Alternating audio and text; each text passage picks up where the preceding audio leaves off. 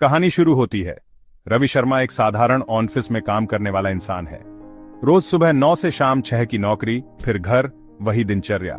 एक दिन अचानक उसके दरवाजे पर पुलिस आती है। इंस्पेक्टर सिंह गंभीर आवाज में, आपके खिलाफ एफआईआर दर्ज हुई है। एक महिला ने छेड़छाड़ का आरोप लगाया है, चलिए थाने। रवि का दिल बैठ जाता है। उसे कुछ समझ नहीं आता। उसने ऐसा कुछ किया ही नहीं था। थाने पहुंचते ही एक वकील, एडवोकेट मिश्रा, आता है। आप बहुत फंस चुके हैं, जमानत मुश्किल है, केस लंबा चलेगा।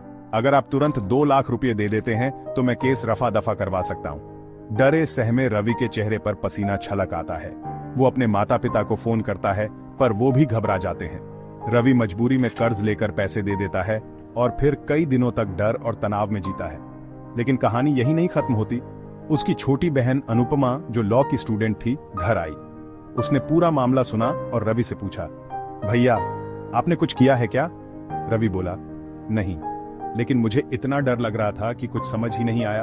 अनुपमा ने फिर उस एफआईआर की कॉपी मंगाई, तथ्यों को देखा और पाया एफआईआर में साफ झोल है। वो रवि को एक सच्चे और ईमानदार वकील के पास ले गई, जो पैसे नहीं सच्चाई में विश्वास रखता था। वकील ने कहा, डर से मत चलिए, कानून में आपका अधिकार है। झूठे केस का सामना भी कानून से ही होता है, डर कर नहीं। कुछ महीनों में कोर्ट ने सबूतों की कमी और झूठे आरोपों के कारण केस खारिज कर दिया। सीख क्या मिली? डरना नहीं है। डर में लोग गलत फैसले ले लेते हैं। हर वकील मदद नहीं करता, कुछ लोग डर का फायदा उठाते हैं। अपनी बात ठंडे दिमाग से समझो और भरोसेमंद सलाह लो।